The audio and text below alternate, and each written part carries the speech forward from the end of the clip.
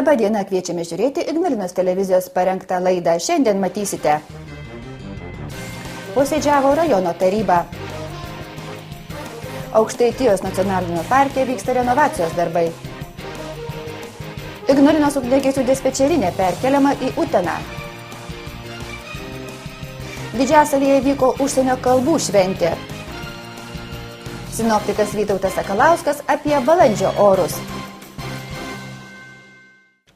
Kovo 29 dieną įvyko antrasis šiais metais Ignalinos rajono savivaldybės tarybos posėdis, kuriame apsvarstyti 39 klausimai. Plačiau apie svarbiausius sprendimus. Tarybai pateiktos savivaldybės mero ir administracijos direktoriaus 2011 metų veiklos ataskaitos. Kalbėdamas apie praėjusius metus, meras pažymėjo, kad jie buvo rinkiminiai. Nauja kadencija prasidėjo balandžio 6 dieną. Taryba sumažėjo nuo 25 iki 21 nario. Taryba praeitais metais posėdžiavo, sakyčiau, pakankamai nemažai. Turėjom net 11 posėdžių, tai daugiau, tai praktiškai kas mėnesį po posėdį. Priėmėm net 246 sprendimus. Tai iš tikrųjų darbo krūvis buvo pakankamai didelis ir, sakyčiau, labai, tiek operatyviai, tiek prieš tai įsiaiškindami įvairias situacijas ir įvairius klausimus, įvairius teikimus, mes pakankamai produktyviai dirbome. Finansinių požiūrių metai, pasak mero, nebuvo lengvi, tačiau visos funkcijos įvykdytos, numatyti planai įgyvendinti. Ignalinos rajono savivaldybė viena iš nedaugelio Lietuvos savivaldybių, kurios metus baigė be kreditorinių įsiskolinimų. Džiugu, kad buvo užtikrintas visų paslaugų arba visų mūsų funkcijų vykdymas. Nebuvo nei vienos, sakykime, situacijos blogesnės, kad atsitikė kažkas tai dėl dėl vadovų kaltės, aplaidumo, dėl kažkokių tai kitokių, ten finansinių negerų dalykų, nesam nuskambėję, ne tik tai Respublikos mastu, bet ir savo rajono ribose. Tai iš tikrųjų dar kartą rodo, kad tie žmonės, tiek politikai, tiek administracijos žmonės yra vadovai, seniūnai, yra atsakingi už jiems pavestus darbus ir stengiasi darbus padaryti taip, kad ne tik tai, kad paslaugų gavėjai, gyventojai nereikštų didesnių pretenzijų, bet žinoma ir apskritai viešoje erdvėje.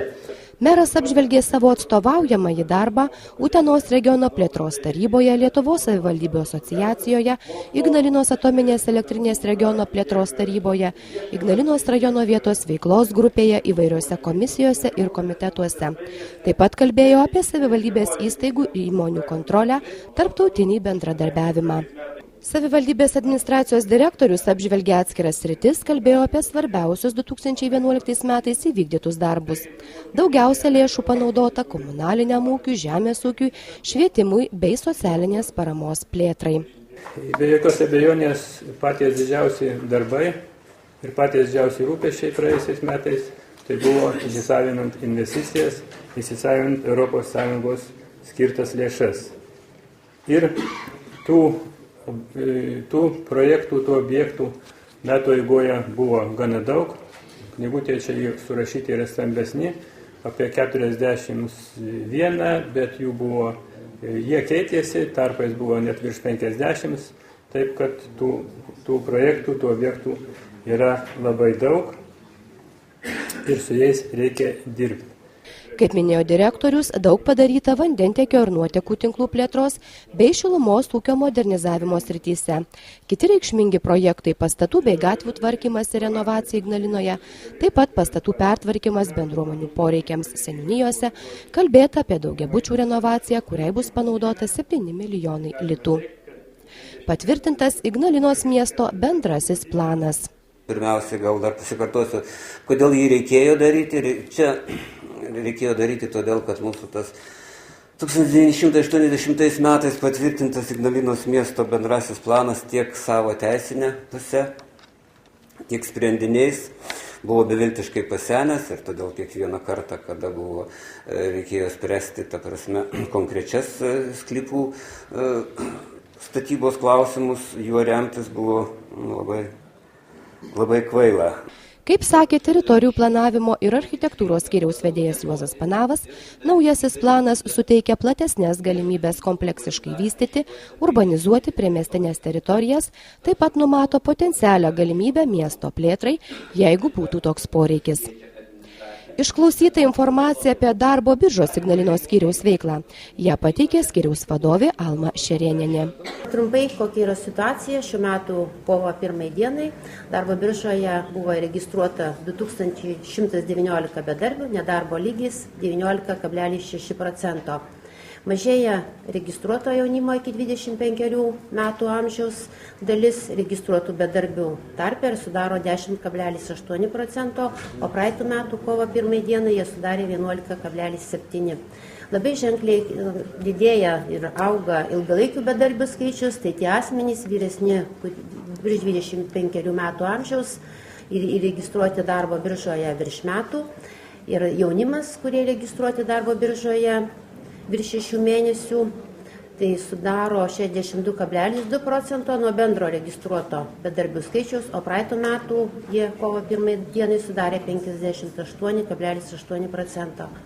Bedarbių skaičius čia nuo 11 metų sausio 1 iki šių metų sausio 1 sumažėjo 346 asmenimis arba 14,5%. Per metus nedarbas mažėjo 2,4% punkto. Skyriaus vadovė taip pat kalbėjo apie įvairias užimtumo programas, bei pastebėjo, kad dažnai bedarbiai atsisako siūlomo darbo, nes jiems labiau apsimoka gauti pašalpas. Buvo atidėtas sprendimas dėl Ignalinos rajono savivaldybės mokyklų tinklo pertvarkos 2012-2015 metų bendrojo plano patvirtinimo, kadangi šiuo metu vyksta dėrybos su Švietimo ir mokslo ministerija, siekiant pakeisti nutarimą dėl sumažinto finansavimo kaimo mokykloms. Tarybos sprendimo projektą pristačiusi Švietimo, kultūros ir sporto skyriaus vedėja Regina Lisauskienė aptarė rajono mokyklų perspektyvas. Greičiausiu laiku turėtų Kūdabos pagrindinė mokykla pavadinta arba pervadinta į progimnaziją, nes jinai kaip 8-metė mokykla jau ir dabar keletą metų tokia gyvuoja, jei tik tai kliūdė tapti progimnaziją keletas 9-10 klasių mokinių iš suaugusiųjų. Nes iki šiol Kūdaboje mokėsi iki 10 klasės suaugę žmonės, o jau 11-12 klasė buvo gimnazijoje. Tai jums užtektų tik tai tokio nedidelio judesio, kad 9-10 klases iškeltumėte į gimnaziją suaugusius ir rugsėjo 1 jau mes galėtume turėti Česlovo Kūdabos progimnaziją. Kitas žingsnis - Didžiasalio ryto mokykla 2013 metais yra jau suplanuota, Švietimo ir mokslo ministerijos pritarta, leisti akredituotis ir jinai dabar visus darbus daro, skaičiuoja balus, atlieka įvairius pjūvius skersai ir išilgai, žiūrėdama, ar tikrai užtenka veiklos rezultatų ir kokybės, nes dėl mokinių skaičiaus jiems išimties tvarka leidžia akredituotis, jie akredituojasi 13 metais ir nuo 14 metų tampa, sėkmės atveju, tuo aš tikrai tikiu, jau tampa gimnazija. Tai tada jūsų, o Dūkšto vidurinė mokykla mes užrašėme taip norėdami ir galvodami, kad labai stengsimės ir gausime irgi išimties tvarka Dūkšto viduriniai mokyklai taip pat leidimą akredituotis, nors ir mokinių skaičius ten pats mažiausias praktiškai, pats mažiausias daugeliškai, bet vis tiek labai mažus. 187 mokiniai. Tai Dūkšto vidurinė mokykla įtraukta į tą grafą, kur norėtume akredituoti vidurinę mokyklą ir kad taptų jinai gimnazija. Ir tik tuomet Daugeliškio vidurinė mokykla, kuri turi 174 mokinius šiandienai, 2015 metais neformuotų 11 klasės ir po metų jinai taptų pagrindinė mokykla, šitaip papildydama Vydiškių gimnazijos vyresnių klasių gretas ir sustiprindama tą gimnaziją. paskirstyti 2012 metų valstybės biudžeto asignavimai socialinių darbuotojų darbo užmokesčiui padidinti. Lėšos skirtos asignavimų valdytojams, savivaldybės administracijai, Dūkšto, Didžiasalio ir Naujojo Daugėliškio globos įstaigoms. Pateikta informacija apie Ignalinos rajono vietos veiklos grupės veiklą ir perspektyvas. Pažymėta, kad balandžio mėnesį bus skelbiamas 3. kvietimas paraiškoms teikti. Priimtas sprendimas į VVG valdybą naujai kadencijai deleguoti rajono merą Bronį Ropę ir savivaldybės administracijos švietimo, kultūros ir sporto skyriaus vyresnį specialistą Vadimą Stefanskį, atstovausiantį jaunimui. Patvirtintas vietos bendruomenių 2012 metų programos lėšų skirimo ir naudojimo tvarkos aprašas. Socialinės apsaugos ir darbo ministerija inicijavo vietos bendruomenių savivaldos 2012 metų programos įgyvendinimą Lietuvoje ir savivaldybėse ir skyrė 8 milijonus litų. Ignalinos rajono savivaldybei bus skirta 33 900 litų. Su programos įgyvendinimo aprašu jūs susipažinote, klausimų man nebuvo, todėl smulkiai aš nedetalizuosiu, tik tai trumpai pristatysiu lėšų įsisavinimo schemą. Ji būtų tokia. Visose mūsų seniūnijose turės būti įsteigta po vieną vietos bendruomenių tarybą, į kurios sudėtį turės įeiti visi seniūnaičiai ir 1/3 religinių, įvairiausių bendruomenių, savivaldybės, valstybės įstaigų atstovų. Sudarytosios tarybos nuspręs, kamgi jie gali panaudoti šitas lėšas. O šitas lėšas jie gali naudoti vaikų ir jaunimo užimtumui, kultūriniams ir švietėjiškiams renginiams, viešųjų erdvių, aplinkos gerinimui, sportui ir sveikatinimui, seniūnaičių veiklai ir kitai vietos bendruomenės kokybę gerinančiai veiklai. Nuspręsta investuoti savivaldybės turtą 250 000 uždarosios akcinės bendrovės Didžiasalio komunalinės paslaugos įstatinio kapitalo didinimui. Atitinkamai bus padidinta akcijų suma. Įmonė gautą finansinį turtą panaudos katilinės remontui, jos modernizavimui bei skolų dengimui. Sudaryta Ignalinos rajono savivaldybės nusikaltimų ir prevencijos kontrolės komisija, kuriai vadovaus mero pavaduotojas Henrikas Šiaudinis, patvirtinta 2012-2014 metų korupcijos prevencijos programa. Patikslintos rajono miestų ir kitų gyvenamųjų vietovių tvarkymo ir švaros bei statinių tinkamos priežiūros taisyklių savokos. Tais atvejais, kai sklypai nesuformuoti, priskirta teritorija laikoma faktiškai naudojama teritorija, nedidesnė kaip 20 metrų nuo pastatų išorinių atitvarų. Tokiu būdu teritorijos prie daugiabučių namų prilyginamos priskirtoms teritorijoms ir už jų tvarkymą yra atsakingi naudotojai. Taryba pritarė sprendimui įsteigti Ignalinos rajono savivaldybės apdovanojimą Sidabrinė lelija. Patvirtino apdovanojimo skirimo nuostatus. Sidabrinė lelija galės būti apdovanojami Ignalinos rajono gyventojai bei kiti kraštui nusipelnę fiziniai ir juridiniai asmenys. Palūšė kyla naujam gyvenimui, tuo įsitikiname apsilankę renovuojamų ar iš naujo statomų šios gyvenvietės turistinių objektų miestelyje. Palūšėje nuo pernai rudens iki dabar visą žiemą, nuo ryto iki vakaro sklinda statybų triukšmas. Molėtų ir Utenos statybininkai tarsi antram gyvenimui kelia visus čia buvusius turistinius objektus, poilsiautojų namelius, Aukštaičių užeigą. Nameliai perstatomi visiškai nauji, užeiga rekonstruojama. Vieną šios savaitės popietę šalia statybų pastolių sutikome ir Aukštaitijos nacionalinio parko direktorių Emanuelį Leškevičių. Statybos vyksta, matyt, kad neblogai sekasi, bet vis dėlto norisi iš pirmų lūpų išgirsti, kaip. Na, kaip ir kiekvienoje statyboje yra problema, bet šiuo atveju tai jos praktiškai jau baigtos. Gal daugiau likę popierinių variantų tokių. Visais atvejais tikiu, kad statybininkai priduos šitą objektą pagal grafiką. Liepos mėnesį galėsim jau džiaugtis nauju kompleksu. Kaip suprantu, dabar visus buvusius namelius ir medinius ir mūrinius keičia va tokie, kokius dabar matom. Nu tai šiuo atveju šioje vietoje pakeisti tik mūriniai nameliai. Kitose vietose dar niekas tik numatyta kažkada tai yra. Bet dabar numatyta sekantis etapas, tai visų senų statinių griovimas. Laimėjo Vilniaus betono demontavimo technika, jau buvo su jais kontaktai tam tikri ir tikiu, kad iki sezono pradžios čia kas darkė vaizdą, kas buvo sena, kas negražu, kas nurašyta jau, iš tikrųjų bus nugriauta, o teritorija sutvarkyta ir paruošta tolimesniems veiksmams. Negražiai paklausiu, tai šito ir jūsų krematoriumą vadinamo nebeliks? Taip, nebeliks. Mes tenksimės jau jį likviduoti pirmiausia, nes jisai trukdo tolimesniai statybo eigai. Trumpai papasakokit, kaip atrodys pabaigtas namelis, kiek čia vietų ir kokie ten patogumai.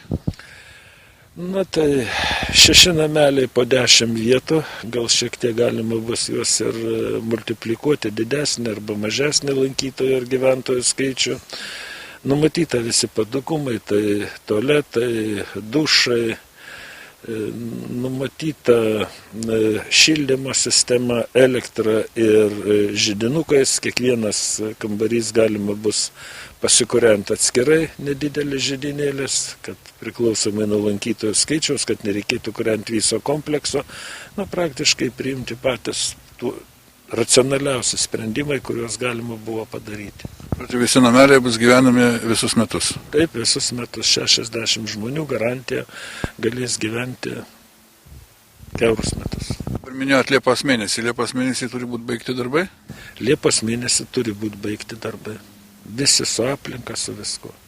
Antras didelis objektas, kuris iš buvusio didelio sovietmečio laikų gelžbetoninio griozdo transformuojamas į šiuolaikišką statinį, tai Aukštaičių užeiga. Ji taip pat turėtų pasikeisti neatpažįstamai.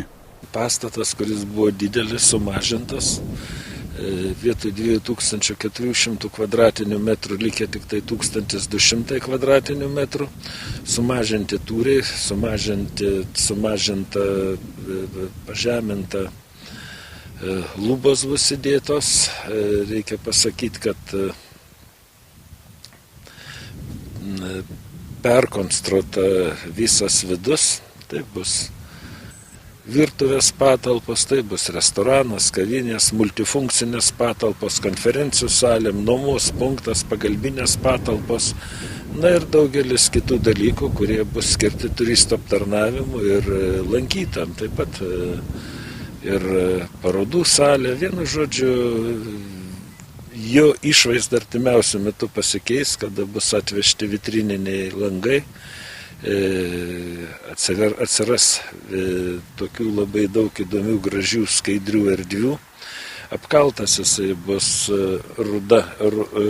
rudos spalvos lentom, kad nesiskirtų nuo bažnyčios, taip sakant, asocijuotųsi su architektūros paminklu. Aišku, bus sutvarkyta aplinka, ir tikimės, kad, aišku, savo funkcijas jisai vykdys pilnai. Ir daug stiklo bus, kaip suprantu. Vis tik tai buvusi slėptuvėje niūrius toks daiktas, jame buvo labai daug betono, labai daug plytų, praktiškai pastatas trūdė sunkus, rekreaciniai zonai, kažkur reikėtų daugiau tokio žaismingumo, lengvumo, taip kad norint pašviesinti vidų, bus panaudota šiek tiek daugiau stiklo. Ir visiška naujovė, tai iš kitos pusės šito pastato turėtų būti įrengta renginių vieta, tokia vasaros laikui. Taip, tai yra vasaros amfiteatras, vieta labai dėkinga. Renginiai vyks virš buvusios atominės slėptuvės, tai bus paruošta specialiai gan gražia aikštė su laužavietė. Vienu žodžiu, su galimybė stebėti tos renginius ir iš lauko, ir iš vidaus. Taip, kad tikimės, kad savo funkcijas jisai pilnai vykdės. Šis objektas taip pat Liepai turi būti atiduotas? Taip, viskas turi būti pabaigta Liepos mėnesį. Kiek tas malonumas visas kainuos? Šis malonumas kainavo labai pigiai, galim sakyti, tai 5,5 milijono litų visas kompleksas. Čia be kito projekto, kur bus vandentiekis. Vandentiekis, tai jau reikia pasakyti, yra savivaldybės projektas. Tai yra virš 5 milijonų vandentiekio ir vandenvalos įrenginiai. Galim pasidžiaugti, kad bendra suma šiai teritorijai iš tikrųjų yra didelė. Dar ir tvarkymo darbai, dar ir griovimai. Taip, kad Palūšė turėtų labai stipriai pasikeisti ir tas pasikeitimas stipriausiai turėtų matytis būtent vasaros pabaigoje.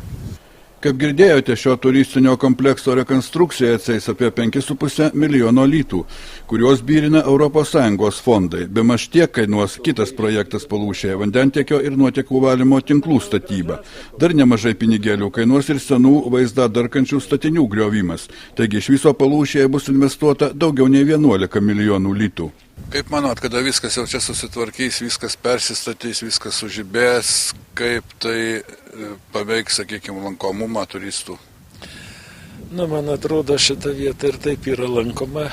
Ar čia yra tie pastatai, ar jų nėra. Iš Palūšės kaip anksčiau, taip ir dabar tikiu, kad išplauks labai daug turistų, kurie keliaus parko ežerais. Atvažiuos čia, gaus informaciją ir keliaus dviračiais, pėsčiomis, automobiliais. Jeigu pagyvės tokia veikla, kuri susijusi su renginių organizavimu, aišku, pagerės ir bendra tokia situacija, ne tik Palūšė, bet ir viso Ignalina. Kuo daugiau lankytojų, kuo jie daugiau ilgiau čia užtrunka, tai jie daugiau palieka pinigų, tai aišku teigiamai veiks Ignalinos krašto ekonomiką. Su nacionalinio parko direktoriumi kalbėjome ir apie Palūšės kurorto viziją, kurie įgyvendinti reikia plėtoti ir kurortinių paslaugų bei pramogų infrastruktūrą. Tačiau tai ateities diskusijos, o kol kas Palūšė statosi, rekonstruojasi. Ir dar viena sensacinga, netikėtai sužinota žinia iš Palūšės. Jau greitai Aukštaitijos nacionalinėme parke apsigyvens egzotiniai mūsų krašte gyvūnai – kupranugariai. Kai pokalbį su Aukštaitijos nacionalinio parko direktoriumi apie vykstančias rekonstrukcijas buvo baigtas, gurkšnojant kavą, ponas Emanuelis netyčia prasitarė dar apie vieną būsimą sensacingą naujovę. Prasitarė ir nutylo. Sakė, ne jis tą naujovę rūpinasi, tad nieko labai ir nežino. O žinia intriguojanti. Neva parkas turistų vilionė rengėsi įsigyti, kaip manote ką, kupranugarių polisautojų pajodinėjimui. Direktorius, susigavęs, kad netyčia tarsi paslaptį išdavė, dar trumpai tarstelėjo, kad gyvūnė parke rūpinasi gamtos skyriaus mokslinis bendradarbys, gamtos mokslų daktaras Bronius Šablevičius. Tad direktoriui atsisakius daugiau kalbėti šią temą, bandysime prašnekinti gerbiamą Bronių. Jį paprašėme patvirtinti arba paneigti netyčia iš direktoriaus lūpų įspildusią žinią. Dabar toks sunkus laikmetis, kad reikia galvoti, kaip išgyventi, kaip pritraukti turistus, nes labai didelis nuosmukis jaučiasi turizmo srityje, gal dėl krizės, gal dėl kitokių priežasčių, bet nacionaliniam parke jau labai mažėja turistų srautas, to srauto net ir nebėra, tas jaučiasi ir Palūšėje labai stipriai, gal mus pradeda konkuruoti kaimo turizmo sodybos, kurios siūlo įvairias paslaugas. Tai nacionalinis parkas, irgi ieškodamas naujų turistų aptarnavimo formų, nutarė kažkokią tai neeilinę atrakcijos pateikti turistams. Ir štai mes turim ryšių su, toliai užsienį labai nereikia žiūrėti, mes turim ryšių su Ukrainos Askanija Novos rezervatu. Rezervatas yra labai senas, tiksliai nepamenu, gal nuo sovietinės revoliucijos laikų jis jau yra įsteigtas, saugoti stepės, saugoti stepę augaliją ir visą tą biologinę įvairovę, tame tarpe ten yra ir kupranugariai, 2 kupriai. Kodėl Egiptas, pavyzdžiui, ar ten Turkija, ar ten kitos šalis, kurios priima masę turistų, tuo labai sėkmingai naudojasi ir už didelius pinigus, reiškia, turi net tam tikrus gal apmokytus kažkurie tai prasme kupranugarius ir europiečiai labai noriai to naudojasi kupranugariu. Man pačiam teko jodinėti. Kaip suprantu, jis bus ne tik tai pasižiūrėjimui, paglostymui, bet ant jo galima bus ir pajodinėti. Visų pirma, tai nėra laukiniai.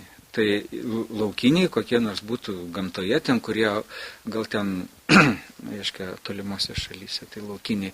Jie net ir pavojingi, gali įspirti, gali apspjauti, nes kupranugariai spjaudasi, žinot, labai bjauriai, jeigu supyksta. Tai, o čia yra pripratę prie žmonių, jie išauginti valjeruose, aptvaruose ir todėl čia jokių problemų nebus. Tuo labiau, kad Tuo labiau, kad manom, kad būtinai turės būti prižiūrėtojai ir ta prasme ir aptarnautojai. Kaip laikyti, kuo maitinti, jau daugiau mažiau žinot. Žolėdžiai gyvūnai ir tai labai paprasta. Žiemą šienas, tarp kitko, labai grubus gali būti viksvas, gali būti kokie šiaudai, ten pašarinės žolės ir taip toliau. Tai gali būti daug prastesnis maistas, tai yra pašaras, negu kad arkliams. Mat, kaip įdomu, pasirodo, Palūšėje išties turėsime šiek tiek egzotikos. Beje, čia jūs matote būtent tą kupranugarį, kuris neužilgo ir atkeliaus į Palūšę. Filmuką šį internetu persintė iš Ukrainos Askanija Novos rezervato darbuotojai.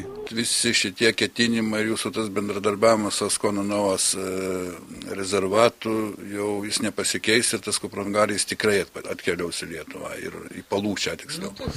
Taip, sutartis yra padaryta dar pernai rudenį ir aš manau, kad pavasarį prieš sezono pradžią, žinoma, kad jie čia apsiprastų, aptveria, kurie esam numatę, maždaug turės būti. Žinoma, labai su nekantrumu lauksim tokio gyvūno, kokio turbūt dar ne vienas nacionalinis parkas, kiek aš žinau, Lietuvoje bent jau neturi. Tikrai neturi, nes mes žinom situaciją, tikrai neturi, o mes šią aptvarą turėsime prie Jonalaukio tokia dykinė yra, vienoje kelio pusėje yra kaimo turizmo sodybos ir Jonalaukio vila, kitoj pusėje tokia dykinė, apribota keliu ir mišku, pakankamai erdvi, pakankamai didelė, čia bus aptverta aukšta tvora. Žiūrėsim pirmai pradžiai, kaip pasiteisins. Belieka nekantrai laukti svečių iš netolimos Ukrainos. Dar, kaip sakė Bronius Šablevičius, kupranugariui reikės lietuviško vardo, tad galbūt vaikams net bus surengtas vardo rinkimo konkursas. Tas kupranugaris ir dabar turi vardą – Fedė. Tačiau reikėtų gražaus lietuviško, tad jau dabar pagalvokite, kaip reikės tą kuprotą svečią pavadinti. Praėjusioje laidoje kalbėjome apie greitosios pagalbos dispečerinių reformą. Tai tik pradžia, kadangi artimiausių metų visoje Lietuvoje bus įdiegtas bendrasis pagalbos telefonas 112. Dar vienas žingsnis žengtas bus rytoj. Nuo pirmadienio skambinant priešgaisriniai gelbėjimo tarnybai atsilieps Utenos dispečeriai. Dažnai nutinka taip, kad keičiant nusistovėjusią tvarką lieka naujovėmis nepatenkintų, o dažnai net nuskriaustų gyventojų ir darbuotojų. Štai nuo balandžio 2 pasikeis rajono ugniagesių darbas, kadangi Ignalinos priešgaisrinės tarnybos dispečerinė bus reorganizuota. Įvykus nelaimė ir paskambinus pagalbos numeriais 01, 101 ar 011 būsite sujungti su Utenos priešgaisrinės tarnybos dispečeriais. Jei skambinsite bendruoju pagalbos numeriu 112, atsilieps Ignalinos policijos komisariato budintysis, tačiau jei paprašysite sujungti su priešgaisrinė tarnyba, skambutis bus perjungtas į Uteną. Tačiau šie pokyčiai svarbesni pareigūnams, paprastiems gyventojams jie mažai bus juntami. Jeigu anksčiau iš tėvo telefono paprasto laidinio jūs skambinote 01, tai nuo pirmadienio jūs jau prisiskambinsit ne į Ignaliną, o į Uteną. Iš mobiliųjų tinklų iš Omnitelio 101 taip pat prisiskambinsit į Uteną ir iš 011, tai Bitė Tele2 taip pat skambučiai paklius jau į Uteną. O jau Utena jau praneš jau mums Ignalinai ten ar kokiam kitam padaliniu, kurį reikia išsiųsti į pagalbą. O kaip Jūs manote, dabar kviesdami ir skambinami į Ignaliną žmonės galbūt lengviau gali paaiškinti, kaip atvažiuoti, ypač kaimo vietovėse, negu tiems, kurie skambins į Uteną? Kas be ko, nes mūsų dispečerės dirbančios čia, jos pačios yra vietinės, darbo patirtį turi didelį ir tos visus mažus niuansus tai žino. Pavyzdžiui, jeigu ten įvyktų avarija prie grybų, tai jie žino iškart siųs kur padalinį.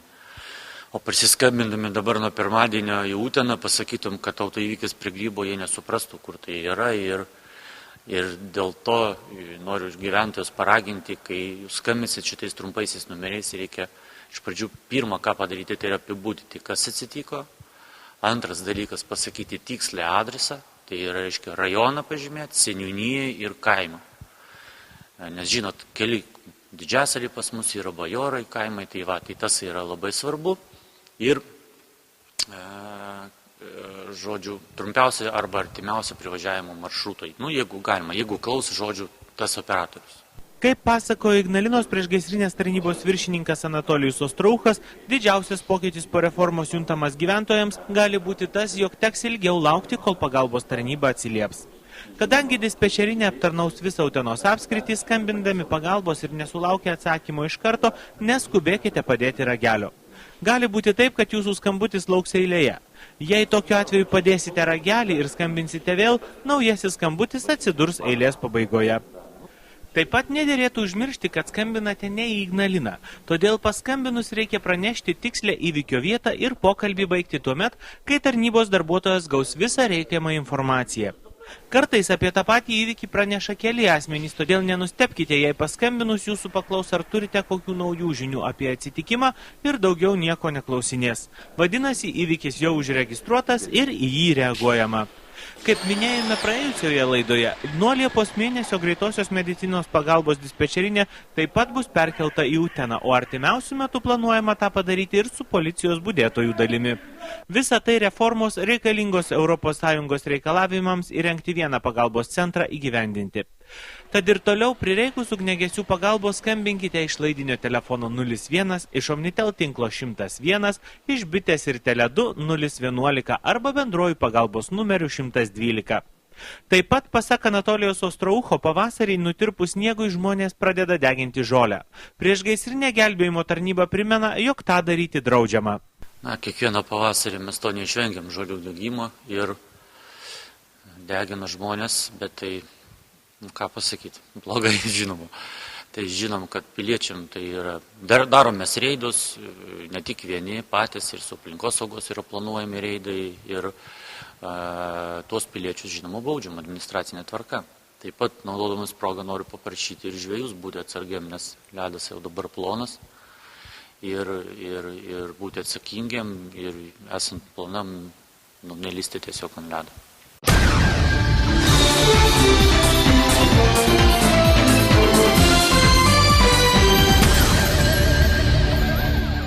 Labadiena. Informacija iš policijos komisariato.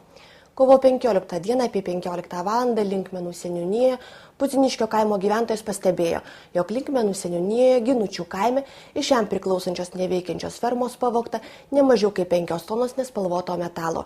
Turtinė žala apie 3000 litų. Objektas nesaugomas, turtas nedraustas, signalizacija neįrengta. Kovo 16 dieną apie 13 valandą Ignalinos mieste Ateities gatvėje šalia parduotuvės Elnes 48 metų Vilnietis, siekdamas išvengti administracinės nuobaudos už ket pažeidimus, vairavo neblaivus ir be saugos diržo. Ignalinos rajono policijos komisariato viešosios policijos skyriaus patrulio būrio patruliams davė 50 litų kyšį. Pradėtas ikiteisminis tyrimas.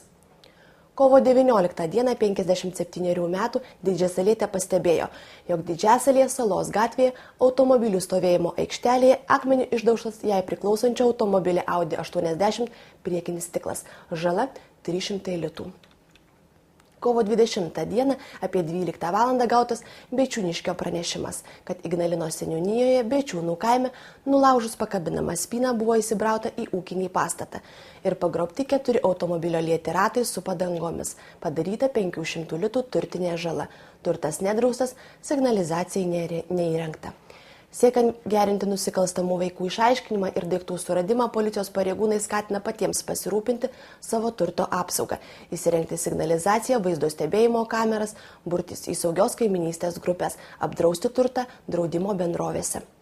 Kovo 20 dieną gautas Girminių kaimo gyventojos pranešimas, kad Ignalinos mieste mokyklos gatvėje Visagino technologijos verslo profesinio mokymo centro Ignalinos skyriaus patalpose iš pranešėjos nepilnamečio anūko buvo pagrobtas mobiliojo ryšio telefonas, kainuojantis 335 litus.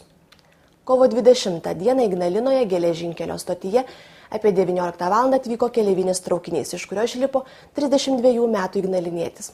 Pareigūnams prisiartinus prie ignaliniečio, jis pradėjo bėgti ir ant perono išmetė rankoje laikytus 4 folijos lankstinukus, kuriuose buvo gelsvos spalvos milteliai, kaip įtariama narkotinė medžiaga heroinas. Pareigūnai operatyviai sulaikė pažeidėją, dėl minėto įvykio pradėtas ikiteisminis tyrimas. Kovo 22 dieną apie 19 val. Gautas 46 metų Didžiasalietės pareiškimas, kad neblaivus 19-metis sūnus be jokios priežasties keikdamas necenzūriniai žodžiai sukėlė jai fizinį skausmą, pradėtas ikiteisminis tyrimas. Kovo 24 dieną apie 14 val. Gautas 72 metų gyventojos pranešimas, kad Naujojo Daugeliškio kaime nulaužus pakabinamą spyną buvo įsibrauta į jos negyvenamojo namo patalpas ir nuo krosnės pagrobtas metalinis dangtis ir grotelės padaryta 100 litų turtinė žala. Turtas nedraustas, signalizacija neįrengta, pradėtas ikiteisminis tyrimas. Kovo 27 dieną apie 10 val. Dukštėtis pastebėjo, kad po nakties apgadinta prie namo esanti tvora, padaryta 500 litų turtinė žala. Eismo įvykiai. Kovo 20 dieną apie 19 val. Gautas pranešimas, kad Mielagėnų seniūnijoje Gilūtų kaime apsivertė automobilis Audi 100, nukentėjo žmonės. Nuvykus nustatyta, kad kelyje Ceikiniai Mielagėnai neblaivus 27 metų pilietis vairavo minėtai automobilį, nepasirinko saugaus greičio, nuvažiavo nuo kelio ir apsivertė. Eismo įvykio metu nežymiai nukentėjo pats vairuotojas. Kovo 28 dieną 16 val. Gautas Ignalinos žiemos sporto centro direktoriaus pranešimas, kad Ignalinos žiemos sporto centre į tvorą atsitrenkė automobilis, o po to per pievą nuvažiavo link keltuvų. Nuvykus, aptiktas iš eismo įvykio pasišalinęs automobilis Sodų bendrijoje Tulpė, priklausantis Rimšės kaimo gyventojui. Šiandien tiek, viso geriausio. Tradiciškai mūsų laidoje orų prognozė artimiausiam mėnesiui. Kokių orų tikėtis balandį? Apie tai sinoptikas Vytautas Sakalauskas. Sulaukėme antrojo pavasario bei ketvirtojo metų mėnesio. O štai senovės Romoje metai tęsdavosi 10 mėnesių ir 304 dienas. Teigiama, kad romėnai metus skaičiuoti pradėdavo nuo kovo. O juk jie beveik išrado dabartinį mūsų kalendorių. Tiesa, jo pagrindus perėmė iš egiptiečių. Šiandien visi puikiai žinome, kad metai turi 12 mėnesių ir 365 arba 366 dienas. Tad kodėl metai per porą tūkstančių metų pailgėjo daugiau nei 2 mėnesiais? Atsakymas labai paprastas. Dėl Žemės skriejimo apie Saulę ir sukimosi apie savo ašį lėtėjimo. Retkarčiai žiniasklaidoje išgirstame, kad laikrodžius reikės pasukti 1 sekundę į priekį. Tai yra Žemės sukimosi lėtėjimo pasiekmė. Nepagalvokit, kad čia kalbama apie žiemos ir vasaros laiko įvedimą. Tai yra visiškai skirtingi dalykai. Pažvelgus į kalendorių, labiausiai akis krinta trumpas vasario mėnuo, bei kai kurie mėnesiai turintys 30 dienų. Iki pilno mėnesio tarsi trūksta 1-3 dienų. Sudarydami kalendorių, garsūs romėnai kaip Julijus Cezaris, popiežius Grigalius XIII jau tada numatė, kad Žemėje sukantis vis lėčiau reikės daugiau dienų ir netgi mėnesių. Tai šiandien jau tapo akivaizdu. Prabėgs dar keliasdešimt ar keli šimtai metų ir visi mėnesiai turės po 31 dieną. Kažkada ateis laikas, kai žmonija pagalvos ir apie 13 mėnesį. Keisis ne tik metų, bet ir dienos trukmė. Ir dienos, ir naktys darysis vis ilgesnės ir para truks daugiau nei 24 valandas. Taigi ateityje teks priprasti, kad įprasta darbo diena truks 12 ar 16 valandų, bet tiek pat laiko galėsime ir miegoti. Tačiau kaip visa tai yra susijęs su orais? Yra toks vėjas brizas. Esant ramiam orui, jis paros bėgyje 2 kartus keičia kryptį. Vasaros naktį jis pučia nuo sausumos link jūros, o dieną nuo jūros į sausumą. Panašūs vėjai, musonai, susiformuoja vandenynų pakrantėse. Tad ilgėjant nakties ir dienos trukmei vis dažniau pūs 2 krypčių vėjai. Tai pajusime ir Lietuvoje, juk gyvename šalia Baltijos jūros. Mūsų šalyje vasaros naktimis sulauksime rytų vėjo, o dienomis vakario. Tiesa, Ignalina yra labiau nutolusi nuo jūros, todėl pas mus šie vėjai nebus tokie stiprūs. Labai didelę įtaką turės ir Mėnulio trauka. Žinome, kad šio palydovo dėka vandenynuose kyla potvinių ir atoslūgių banga. Netolimoje ateityje Žemė ir Mėnuliui judant, vis lėčiau jie vis labiau veiks vienas kitą. Astronomai pastebėjo, kad šiuo metu Mėnulis po truputį tolsta nuo Žemės, bet netolimoje ateityje, lėčiau sukantis šiems dangaus kūnams, jie pasuks atgal. Potvinių ir atoslūgių bangos atrodys grėsmingiau. Tai atsilieps ir orams. Jie darysis vis labiau kontrastingi. Lietuvoje ilgai truksiančią dieną oras šils, ore daugės vandens garų ir nuo vidurdienio iki vakaro beveik kasdien lis, žaibuos, kris kruša, o artėjant ilgai nakčiai lietus liausis, dangus giedrės ir darysis šalčiau. Puikiai žinome, kad esant žvaigždėtai padangiai, netgi vasaros naktį dažnai būna vėsu. Taigi birželio, liepos mėnesių naktimis žemdirbius, sodininkus gan dažnai gąsdina šalnos. Kitą dieną vėl viskas iš pradžių, tad ateityje, netgi joninių naktį, turbūt dažnai teks vilkėti paltus ir šildytis prie laužų. Ir dar daugelis įvairių faktorių turės įtakos Lietuvos orams. Visus juos sunku ir suminėti. Šie pokyčiai vyksta labai lėtai ir mes jų beveik nepastebime. Deja, artimiausiomis dienomis mes dar pastebėsime, kad dažnai mus aplanko krituliai. Na, o malonios šilumos, kuri mums primintų pavasarį, dar teks palaukti. O tokie orai, kokių sulaukiama pastaruoju metu, ar yra įprasti? Ką sako jūsų ilgametė patirtis ir stebėjimai? Na, vyresnio amžiaus žmonės tegul šiuo metu prisimena, kokia vaikystė buvo, ar bent jau prieš kokių metų 20 kas buvo. Įprasta buvo, kad kovo pabaigoje šiuo metu dar gulėdavo sniegas. Prisiminkim ne kartą, kad balandžio pabaigoje, netgi gegužės pirmosiomis dienomis Lietuvoje pasnigdavo. O šiuo metu jau tarsi klimatas keičiasi, tarsi jis labai šiltėja ir vos sulaukiam naujųjų metų, jau iškart visi laukiam pavasario. Taigi tikrai pagalvokim, kad už lango dar tik kovo pabaiga. Ir pavasaris tikrai Lietuvą pasieks, taigi dar sulaukiam tokių žiemiškų orų, dar palaukiam ir tikrai pavasaris ateis. O tuomet, kodėl Europa yra lepinama? Kodėl ji džiaugiasi šiltu oru? Na, čia viskas priklauso nuo geografinės platumos, juk įprasta, kad Italijoje, Graikijoje netgi žiemą temperatūrai nukritus ten iki 5 laipsnių šilumos, jau jie skundžiasi, kad jau atėjo žiema, o būna tikrai katastrofa jiems, kai pasninga. Nu, jeigu žiema 5 laipsniai šilumos, tai tikras pavasarys. Taigi Lietuva yra daugiau, taip, nors laikoma, kad Lietuva yra Europos viduryje, bet vis vien tai yra šiaurinių tokių platumų šalis. Ir Lietuva, ta šilumos banga iš pietinės Europos ar netgi iš Afrikos šiaurinių rajonų pasiekia kur kas vėliau. Taigi ta šiluma pietų Europą pasiekė, iš Afrikos galbūt, o mus tikrai palaukim, pagyvenkim ir į Lietuvą atkeliaus irgi 20 laipsnių šiluma. Na, tik žinoma, ne šią savaitę. Tuomet apsiginkluokime kantrybę ir tikėkime, kad sulauksime galbūt ir neblogų, šiltų Velykų. Taip, iš tikrųjų, kol kas taip panuvadžiaukime, sulaukia vėsesnių orų, bet juos tikrai, manau, pakeis ir šiluma. Praėjusį penktadienį Didžiasalyje įvyko rajono mokyklų užsienio kalbų, dainų ir poezijos šventė.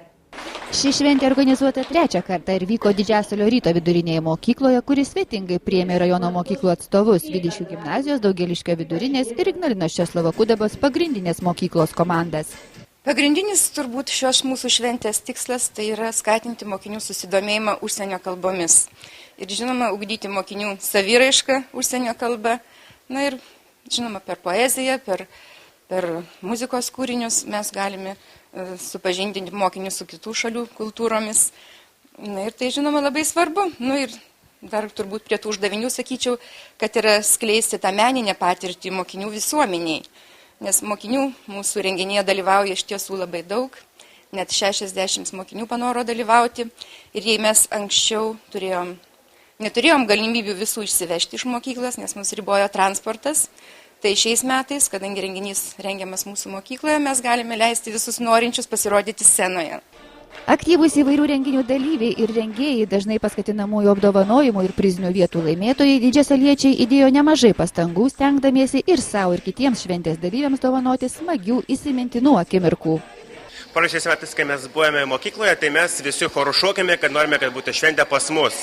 Ir mes patys mokiniai šią šventę pasikvietėme pas save į šią mokyklą. Ir mums yra be galo svarbi, mes tos laukiame, tikrai ruošiamės ir su pyktis, ir su džiaugsmais, bet visi nori, dalyvaujame ir, sakau, mūsų mokinių yra netgi ir 60. Ir visi tikrai nori, su noru savanoriškai dalyvauja.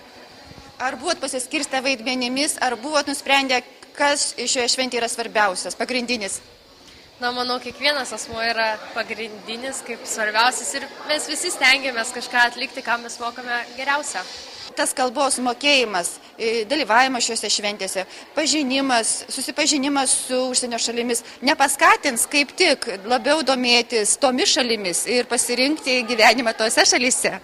Na, galbūt paskatins domėtis tomis šalimis, tačiau viskas sprendžiame mes ir manau, kad vis dėlto Lietuvoje reikėtų mums likti, kadangi norime įsaugoti būtent savo šalį ir akcentuojame, kad, pavyzdžiui, ir kiti žmonės iš kitų šalių atvyktų į mūsų šalis.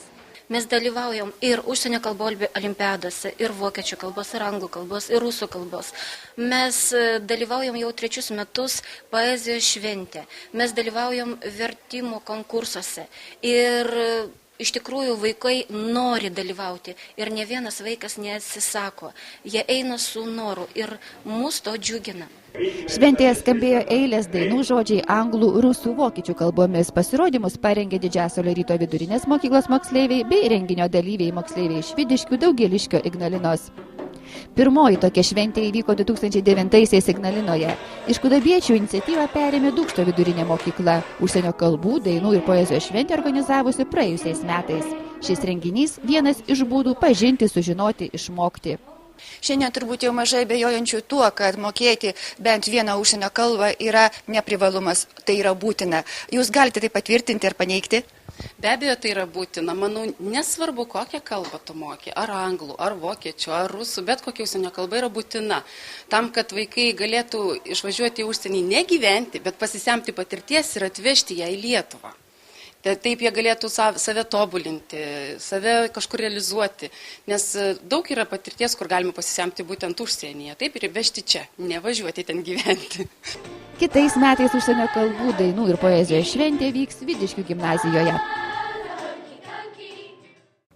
Kovo 28 dieną Ignalinos viešojoje bibliotekoje vyko susitikimas su poetu, eseistu, vertėju Kęstučiu Navaku. Tai vienas iš projekto literatūriniai etiudai Ignalinoje 4 renginių, kuriuos iš dalies finansuoja Kultūros rėmimo fondas. Kęstutis Navakas šiuo metu yra vienas žinomiausių Lietuvos kūrėjų. Daugybės premijų ir konkursų laureatas gali didžiuotis įsimintiniausio Kauno menininko vardu bei prestižinę nacionalinę kultūros ir meno premiją. Į susitikimą buvo pakviesti gimnazistai ir jų literatūros mokytojai. Jiems šis renginys buvo įdomus bei naudingas, pamokų papildymas tikra gyva medžiaga. Visada įtaigu įsimenama, kai apie save ir kūrinius kalba pats autorius, pats skaito. Daugybė mažų dviratukų, taip vėrėsi duris į šį kalendoriaus lapelį. Štai kirtus baltaisiais, diena savo įžangą baigė. Ji viską surinks, tarsi nuorukas miklus šlavėjai. Jau eisi miegoti, lyg dievas, kurio nebereikia, nes baigės naktis, kuria visą prie lango stovėjai. Kęstutis Navakas su humoru pasako apie paauglišką gyvenimą, naktinės klajonės miesto gatvėmis, pirmuosius literatūrinius bandymus. Svečias apžvelgė savo kūrybinį kelią nuo 1988 metų, kuomet pasirodė pirmoji poezijos knygelė Krintantis turi sparnus. Ir užklupusi šlovė atvedė kūrėją į bohemišką gyvenimą. Ir štai tada aš jau tapau iš karto labai didelis. Niekada nebuvau toks didelis, kaip išėjus šitai knygeliai. Nes metų man dar nebuvo labai daug ir knygelė, mano knygelė tada buvo kažkas iš stebuklų srities. Kaune mes sėdėdavom tuo metu prie tokios laumės kavinės, ten rinkdavosi seni hipiai ir pankai ir visoks toks neformalusis jaunimas. Aš nuėjau į centrinį knygyną, pasiėmiau 10 savo knygelių ir grįžau prie laumės ir visus, kurie ten sėdėjo, pasikviečiau į kavinę Tulpė. Buvo tokia kavinė, dėja nebėra. Ir visi nuėjo. Aš net neprisiminiau, kad buvau pasikvietęs. Man po to dainininkė Arina pasakojo, kad ir jinai ten buvo toje kompanijoje, ir jinai buvo nusivesta ir visiems buvo nupirkta vyno ir kepsnių. Tai poelgis tikrai vertas tokio didelio žmogaus, koks tada buvau. Kaip sakė autorius, dabar jis gali sau leisti gyventi tik iš rašymo. Kęstutis Navakas skaitė ankstyvuosius ir dabartinius eilėraščius, esė bei parodijas, taip pat pademonstravo, kaip gražiai dera muzika, šokis ir eilėraštis. Jaunimui buvo parinktos ir perskaitytos įdomios esė ištraukos apie anų ir šių laikų mokyklinį gyvenimą. Mokykla – taupyklė, kurioje tebeguli 11 ar 12 mūsų gyvenimo metų. Ar juos iš tiesų sutaupėme? Ar jie bankrutavo su pačia mokyklos idėja? Užplaukė ant bukagalvių mokytojų mąstymo seklumų. Pink Floyd rodo tos mokytojus kaip grėsmingą plaktukų armiją, atžygiuojančią tvirtai įkalti mus į valstybės pamatus. Mėsmalė, į kurią paeiliui krinta uniformuoti mokinukai, vienas įspūdingiausių klipinių hororų. Mūsų laikais daug viltingiau nuteikdavo Alice Cooperio School's Out for the Summer. Giesmė vasaros atostogoms, kai vietoj tangentų su kotangentais galima eiti prie upės, mirkyti slieko žuvų panosėse. Tačiau kai metai taip suskato skuosti, kuo toliau, tuo greičiau imi ir išsitrauki kokią palaikę atmintį, naivesnio laiko liudytoją. Ir ant jos nenumaldomai krinta visus mokyklos šešėlis. Prieš atsisveikinant, kaip įprasta, keli skelbimai. Visuomenės sveikatos biuras kviečia vyresnio amžiaus žmonės į paskaitą skirtą pasauliniai sveikatos dienai paminėti. Paskaita vyks balandžio 6 dieną, penktadienį 15 val. Ignalinos atominės elektrinės regiono paslaugų verslų centro konferencijų salėje Ateities gatvė 23. Paskaitos temos – būdai ir galimybė išlikti jaunam, fizinis aktyvumas ir poilsis tausojantis sveikatą, mityba apsauganti nuo ligų. Kokie pavojai slypi pagyvenusių žmonių buityje ir kaip jų išvengti. Ignalinos kultūros ir sporto centras kviečia į renginius. Balandžio 5 dieną, ketvirtadienį 16 val. Dainų atlikėjo Barto akustinis gyvo garso koncertas. Įėjimas nemokamas. Balandžio 6 dieną, penktadienį 16 val. Vyks jungtinė paroda projektas Interpretacijos pagal Maironį. Parodoje dalyvaus menininkai iš Visagino, Kauno, Druskininkų ir Ignalinos. Balandžio 9 dieną, pirmadienį 15 val. Jūsų laukia Rytų Aukštaitijos ir liaudiškos muzikos festivalis, o padainuosim ir pašoksim mes suėję. Dalyvauja liaudiškos muzikos kapelos iš Zarasų, Visagino, Molėtų rajono Videniškių, Ignalinos rajono Didžiasalio ir Ignalinos miesto. Įėjimas nemokamas. Balandžio 14 dieną, šeštadienį nuo 8 val. Miesto aikštėje šurmuliuos pavasario mugė. Parduotuvėje nebrangus rūbai įsikūrusioje antrajame buitinio aukšte iki pat Velykų vyksta išpardavimas. Visoms prekiams taikoma 50% nuolaida, o moteriškos palaidinės kainuoja vos 1 litą. Tiek informacijos šį kartą. Atsisveikiname iki kito sekmadienio sudie.